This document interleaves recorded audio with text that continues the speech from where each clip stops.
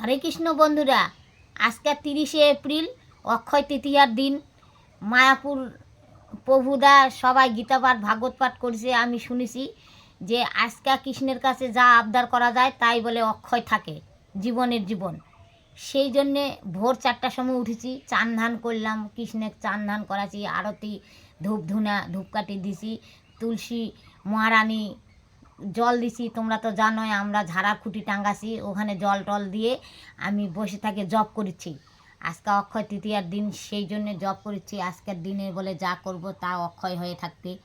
সেই জন্যে কৃষ্ণের কাছে আমি চাচ্ছি আমার মেয়ে যেখানেই থাক, কৃষ্ণ তোমার ভাগবত ধাম প্রাপ্তি যান হয়, আর আমরা মা বেটি জনম জনম যান তোমার চরণ সেবা করতে পারি। এটা আমি কৃষ্ণের কাছে আরাধনা করেছি। আর এই দেখো বসে থেকে সকালবেলা জব করেছি।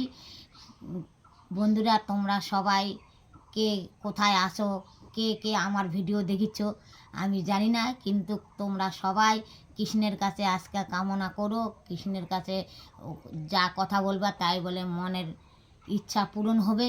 তোমরাও কৃষ্ণের কাছে ভালো ভালো চাও যে আমরা যেন কৃষ্ণ ভক্ত হতে পারি। আজকে সকাল সকাল অক্ষয় তৃতীয়ার দিন এই কথা তোমাদেরকে আমি বললাম, জানালাম। হরে কৃষ্ণ বন্ধুরা।